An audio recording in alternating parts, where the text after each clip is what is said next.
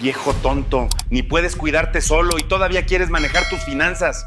Así, con esas palabras llenas de veneno, mi propio hijo Héctor Aguilar me gritó aquella mañana en nuestra casa de León, Guanajuato. Y todo porque le pedí que me llevara al banco. Si hubiera sabido lo que yo estaba a punto de descubrir en ese lugar, jamás se habría atrevido a decirme algo así. Me llamo Tomás Aguilar. Tengo 73 años y hasta hace poco pensaba que conocía a mis hijos mejor que a nadie. Durante 35 años fui mecánico en un taller propio en la calle Madero, en pleno centro de León. Con estas manos, que hoy tiemblan un poco por la edad, llegué a arreglar miles de motores. Desde carros viejos hasta camionetas nuevas, nada se me resistía. En mi colonia cualquiera que tenía un problema con su auto sabía que podía contar conmigo. Toda mi vida la construí con esfuerzo. No nací con lujos ni oportunidades, pero me hice un nombre trabajando duro y siendo honesto. Crié a mis 2 hijos con esos mismos valores: disciplina, respeto y trabajo. Mi hija, Lucía, la mayor, se casó con un ingeniero en Guadalajara y tiene 2 hijos maravillosos. No la veo tan seguido, pero siempre que hablamos por teléfono me pregunta cómo estoy.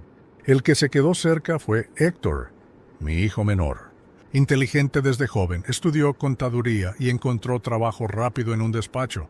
Siempre vestido con traje y corbata, siempre hablando de números y negocios. Todo comenzó a cambiar cuando mi esposa, Carmen Díaz, enfermó de cáncer de pulmón. Fueron años duros. Entre consultas, tratamientos, idas y vueltas al hospital, apenas tenía tiempo para el taller, ni para la casa. Fue en ese momento cuando Héctor empezó a venir más seguido. Papá, no se preocupe, yo me encargo de los pagos, de las cuentas, del seguro médico. Usted dedíquese a cuidar a mamá, me decía con un tono que parecía sincero. Yo acepté, porque la verdad es que ya no podía con todo. Firmé papeles que me ponía enfrente, autorizaciones para el banco, poderes notariales. Confiaba en él. ¿Cómo no iba a confiar? Era mi hijo, mi sangre. Cuando Carmen murió, la casa se quedó en silencio. Un silencio que pesaba. Yo pensaba que lo peor ya había pasado. Pero no. Fue entonces cuando Héctor insistió en seguir cuidando mis asuntos. Papá, usted está muy afectado, no se preocupe por nada. Yo me encargo. Y yo, cansado, roto por la pérdida, lo dejé hacer. Así pasaron los meses. Cada fin de mes, Héctor llegaba con un sobre en la mano. Aquí está lo que sobró. Ya pagué todas las cuentas, me decía mientras dejaba el dinero sobre la mesa. Al principio lo aceptaba sin cuestionar, porque confiaba en él ciegamente. Pero con el tiempo empecé a notar algo. Ese sobre venía cada vez más delgado. ¿Es que la luz subió mucho, papá? Los medicamentos de la presión están carísimos. Tuve que pagar una reparación en la cocina. Siempre había una excusa. Y aunque yo intentaba creerle, algo en el fondo no me cuadraba. Porque mis gastos eran siempre los mismos. La tiendita, la farmacia, el recibo de la luz, el agua, el teléfono. Nada extraordinario. ¿Por qué entonces mi dinero parecía desvanecerse? Yo no seré contador, pero la vida me enseñó a desconfiar cuando las cuentas no cuadran. En el taller llevaba registro de cada tornillo, de cada herramienta. Nunca me faltaba un peso. ¿Cómo era posible que, con mis propios ahorros y mi pensión, cada vez me quedara menos? La gota que derramó el vaso llegó un martes. Estaba ordenando papeles viejos y encontré un estado de cuenta del banco de cuando todavía iba personalmente a la sucursal. Lo comparé con lo que Héctor me entregaba cada mes y algo no encajaba. Fui por mi vieja calculadora y empecé a hacer cuentas hasta la madrugada. No dormí nada, dándole vueltas a esos números. El miércoles, como de costumbre, Héctor vino a desayunar. Esa rutina era casi sagrada desde que Carmen partió. Él llegaba temprano, tomábamos café juntos y platicábamos un poco. Pero esa vez decidí hablarle claro. Hijo, quiero entender mejor cómo van las cuentas. Él frunció el ceño, visiblemente incómodo. Papá, no se preocupe. Ya le dije, yo me encargo de todo. Usted está viejo, no debería estresarse con esas cosas. Su respuesta me cayó mal, no por las palabras, sino por el tono de desprecio. Insistí. Quiero ir al banco a hablar con el gerente, ver mi estado de cuenta. Fue en ese momento que estalló. Nunca lo había visto así. El rostro se le puso rojo, las venas del cuello parecían a punto de reventar, y fue cuando me gritó esa frase que todavía resuena en mi cabeza. «Viejo tonto, ni puedes cuidarte solo, y todavía quieres meterte en lo que no entiendes». Su voz retumbó en toda la casa. Seguramente los vecinos lo escucharon. Yo me quedé paralizado, con un nudo en el estómago. Nunca en la vida mis hijos me habían faltado al respeto de esa manera. Me levanté despacio, lo miré fijamente a los ojos y le respondí con calma, aunque por dentro hervía: «Llámame lo que quieras, Héctor. Pero yo iré a ese banco aunque sea arrastrándome».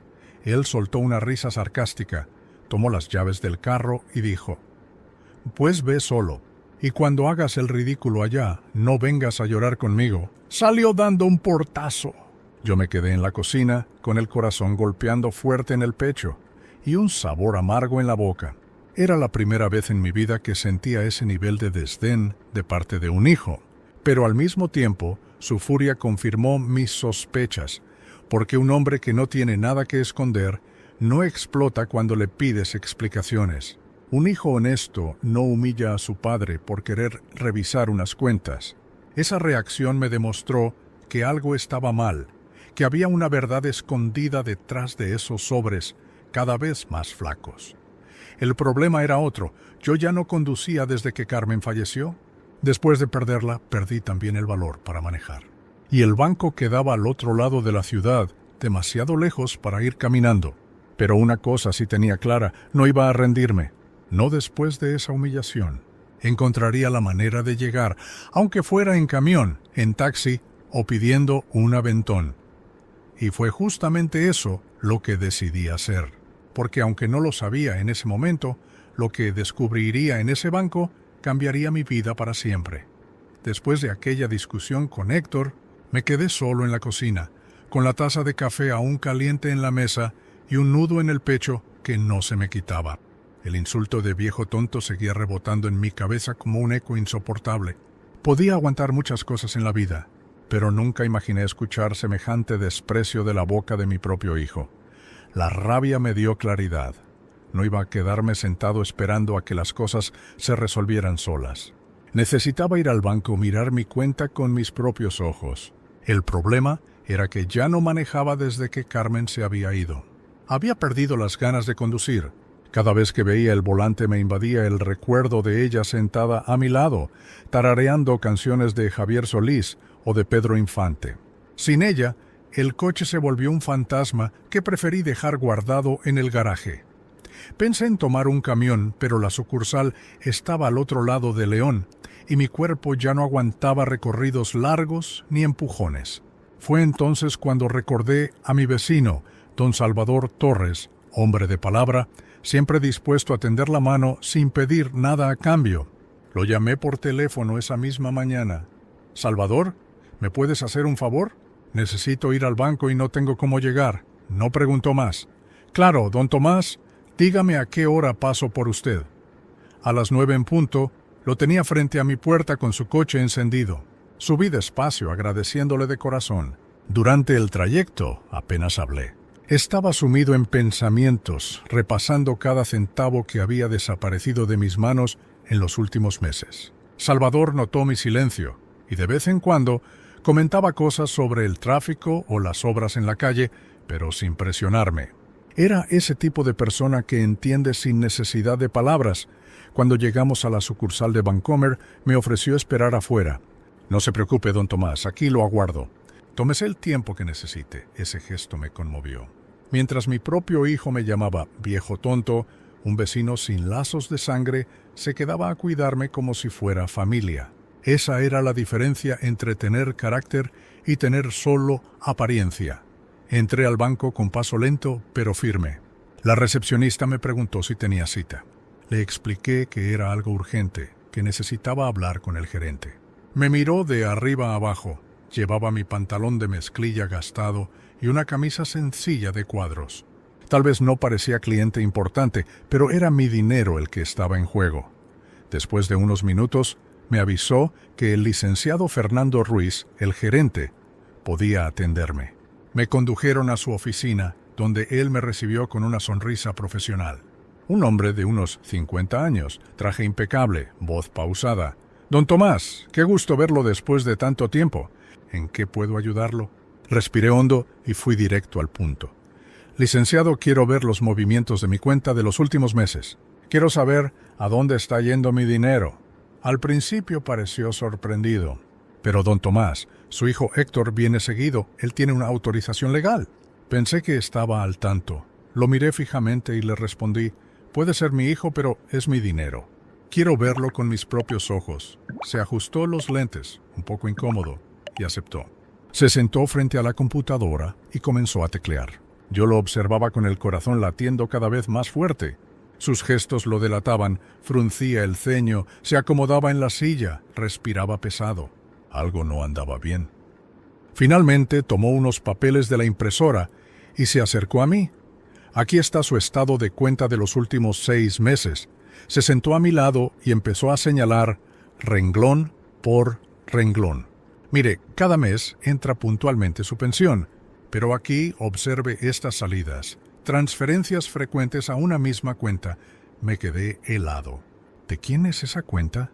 Tecleó otra vez en la computadora y respondió sin mirarme a los ojos: «Está a nombre de Héctor Aguilar». Sentí como si el mundo se me viniera encima.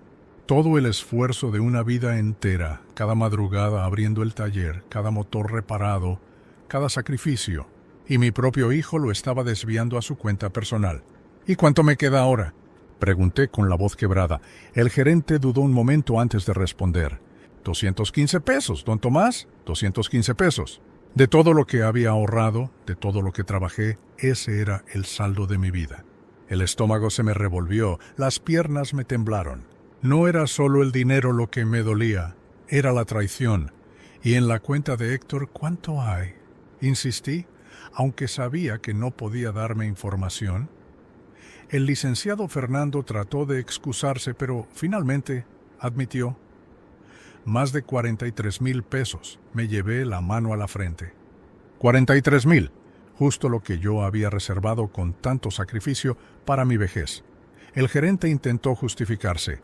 Él tenía autorización legal, todo estaba en regla en los papeles. No podíamos sospechar nada, pero a mí esas palabras me sonaban huecas. ¿Cómo podía ser legal que un hijo despojara así a su padre?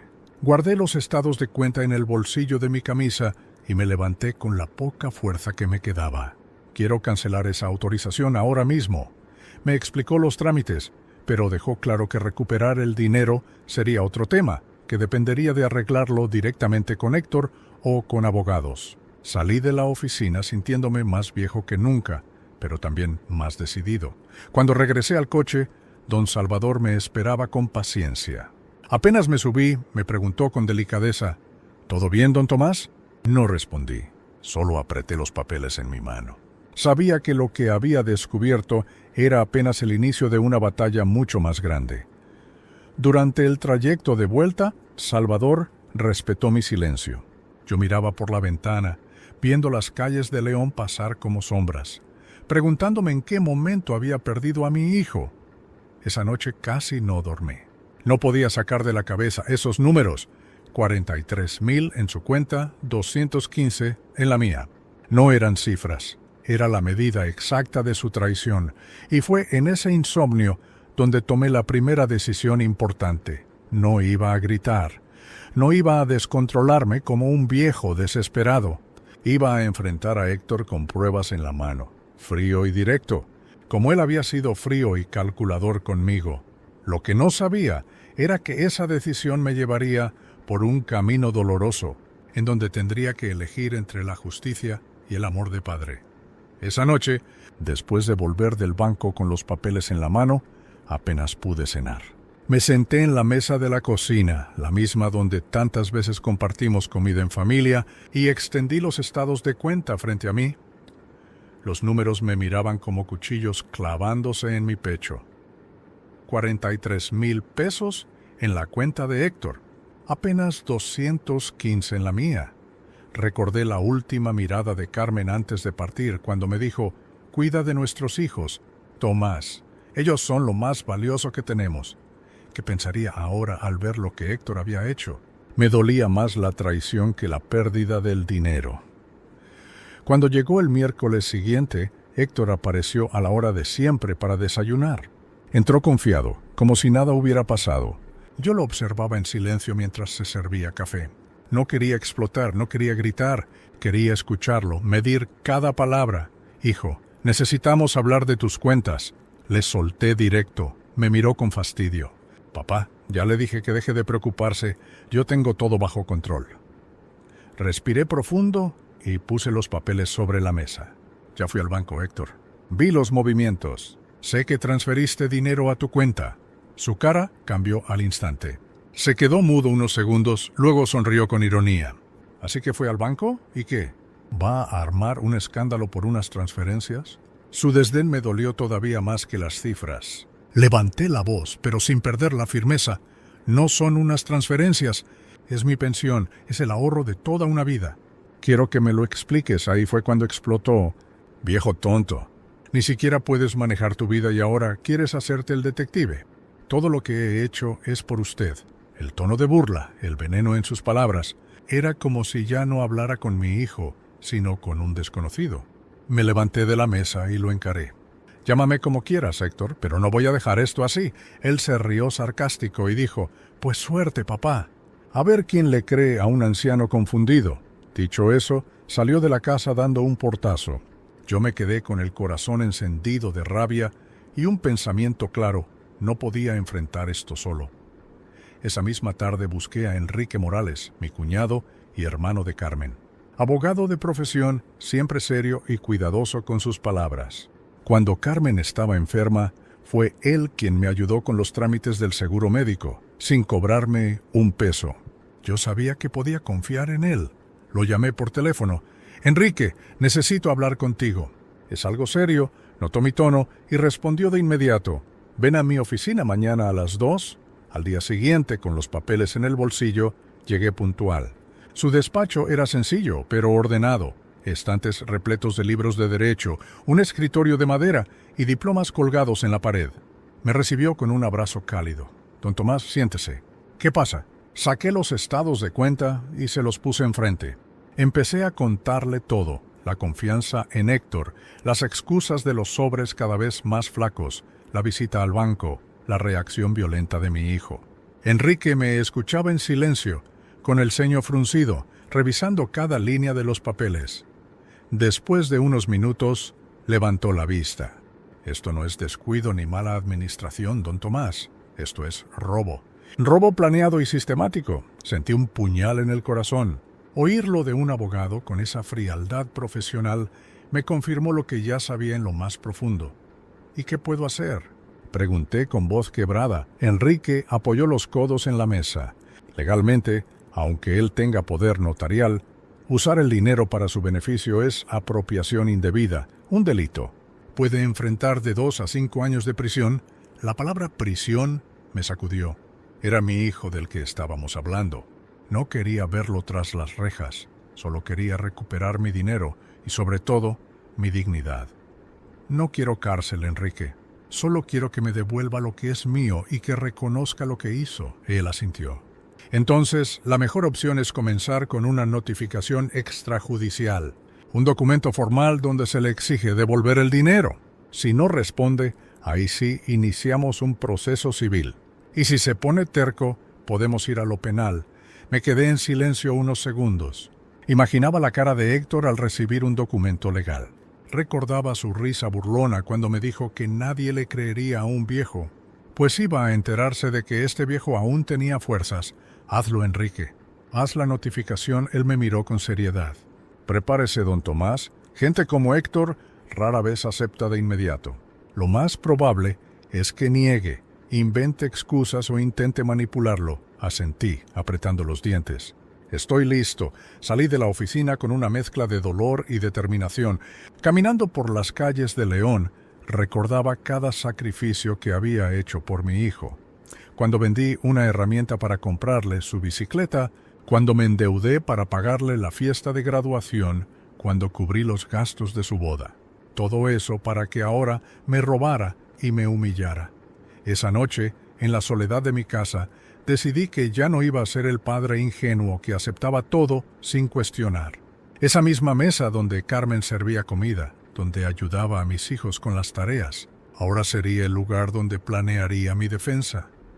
Y mientras repasaba los papeles una y otra vez, supe que el próximo paso ya estaba marcado: enfrentar a Héctor con la notificación en la mano. Lo que no imaginaba era que esa confrontación iba a desatar la tormenta más grande de mi vida. El viernes siguiente, Enrique Morales me llamó para avisarme que la notificación estaba lista. Don Tomás, solo falta entregarla. Puede hacerlo yo mismo o, si lo prefiere, usted en persona. No lo dudé. Yo mismo la entregaré. Quiero ver la cara de Héctor cuando sepa que este viejo tonto ya no se deja engañar. El lunes por la mañana caminé hasta la casa de mi hijo. Era una construcción nueva, de esas típicas de clase media alta en León, con fachada pintada de colores modernos y un portón eléctrico. Me dolió pensar que esa casa había sido levantada con mi dinero, con los ahorros de mi vejez. Toqué el timbre. Desde adentro se escucharon pasos arrastrados. Una voz somnolienta preguntó: ¿Quién es? Soy yo, Héctor, tu padre. La puerta se abrió lentamente y apareció en bata, despeinado, con cara de recién levantado, aunque ya pasaban de las 10 de la mañana. Yo, a esa hora, a su edad, ya llevaba medio día trabajando en el taller. Entré sin esperar invitación. Esa casa no me intimidaba, era mía en parte, aunque no estuviera mi nombre en las escrituras. Siéntate, hijo. Tenemos que hablar. Él obedeció, aunque con desconfianza. Me acomodé frente a él en la sala y puse sobre la mesa los estados de cuenta y la notificación doblada. Quiero que me mires a los ojos y me digas qué has hecho con mi dinero. Su rostro cambió de inmediato. La expresión de fastidio se convirtió en nerviosismo. Trató de tomar los papeles, pero los retiré. En marzo transferiste 1,000 pesos a tu cuenta. En abril, 800. En mayo, 1,200. Tengo aquí cada fecha, cada cantidad. Él fingió leer. Balbuceó: Debe ser un error del banco, papá.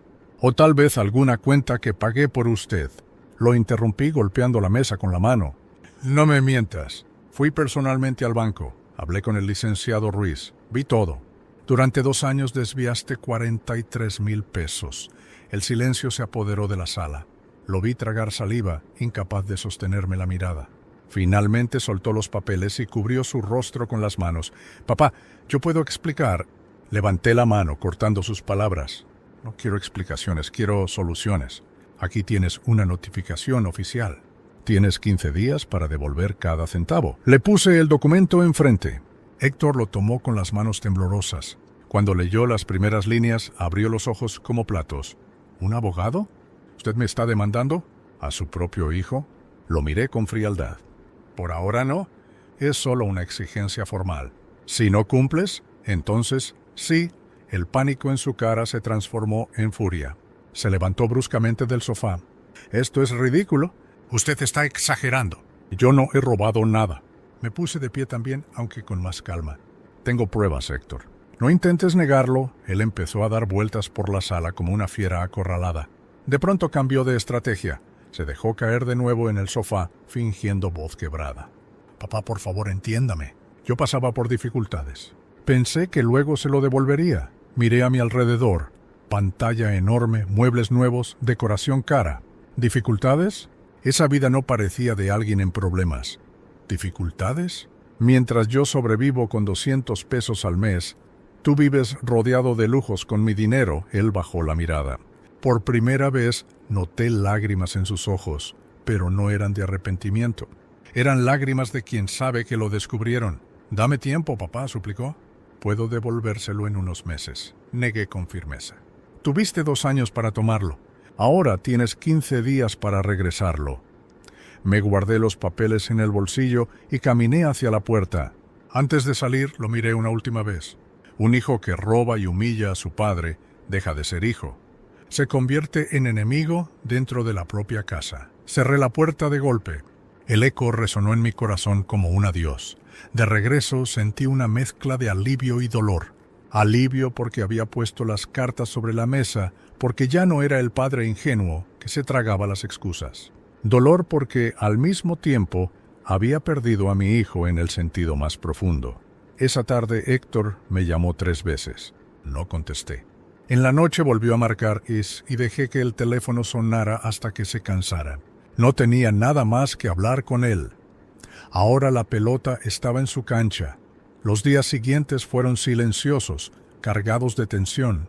Yo repasaba cada movimiento de cuenta, cada recibo, cada mentira. No me dolía solo la traición económica. Lo que más pesaba era recordar la mesa donde él, de niño, hacía su tarea mientras Carmen servía la cena. Esa misma mesa donde ahora me había gritado «viejo tonto». Pasó una semana y, en vez de recibir el dinero, recibí visitas inesperadas. Una tarde, mi vecina doña Teresa López tocó mi puerta con aire preocupado. «Don Tomás, ¿es cierto que tuvo problemas con Héctor?».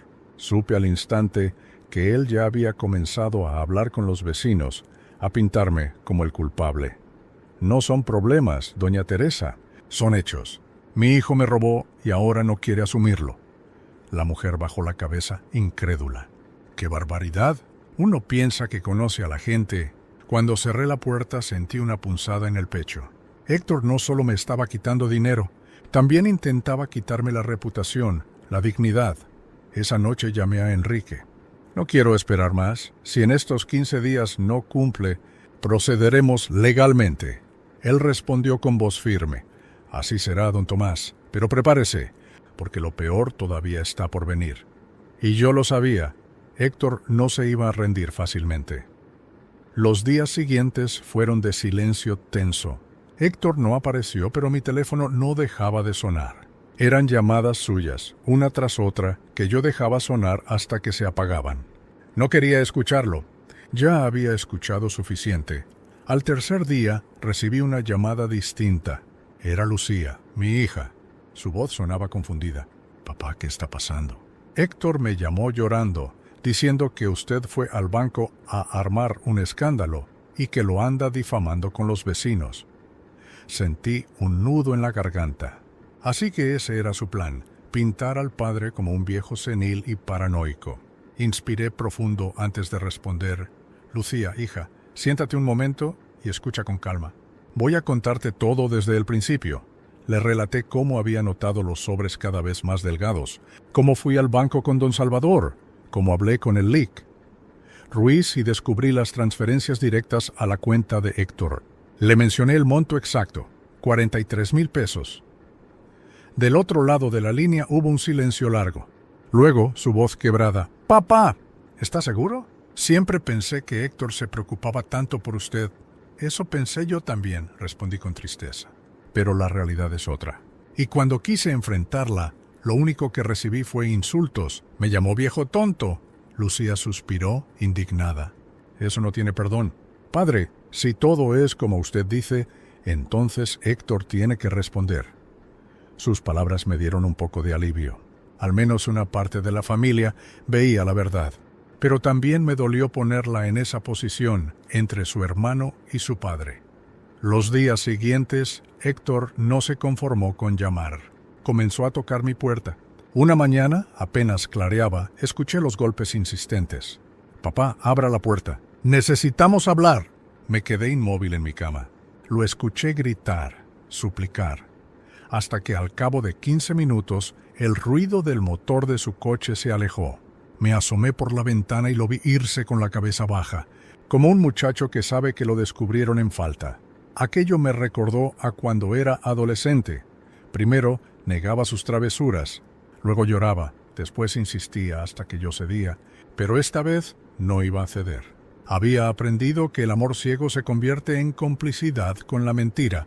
Al quinto día recibí una visita inesperada. Era Alejandra Vargas, la exesposa de Héctor. Hacía años que no la veía desde el divorcio. «Buenos días, don Tomás», dijo con un tono serio. «¿Puedo pasar?». Le ofrecí asiento en la mesa donde tantas veces habíamos compartido comida en familia. Su semblante estaba cargado de preocupación. «Héctor vino a buscarme», empezó. «Dice que le debe dinero y que usted lo está presionando con abogados». Reí amargamente. «No es deuda, Alejandra, es robo. Él tomó mi dinero sin permiso durante 2 años. Le conté todo, cada detalle, las transferencias, el monto, la humillación. A medida que hablaba, vi cómo sus ojos se abrían incrédulos. No lo puedo creer. Y pensar que yo viví 3 años con él sin imaginar que era capaz de algo así. Siempre me decía que tenía ahorros de soltero. Ahora entiendo de dónde venían. Sus palabras confirmaban mis sospechas. Héctor no solo me engañaba a mí, también a quienes habían confiado en él. Hizo bien en enfrentarlo. Don Tomás, concluyó ella, poniéndome una mano en el hombro. No deje que lo manipule. Y si puedo ayudar en algo, cuente conmigo. Cuando Alejandra se fue, me quedé pensativo. ¿Cuántas personas habría engañado Héctor con esa máscara de hijo responsable? En medio de esas reflexiones, Lucía volvió a llamarme. Papá, hablé con Héctor otra vez. Ahora dice que usted está exagerando, que solo tomó el dinero para pagar cuentas suyas y que lo está tratando como a un criminal. Respiré hondo. Hija, dile a tu hermano que los papeles no mienten y que si realmente hubiera usado el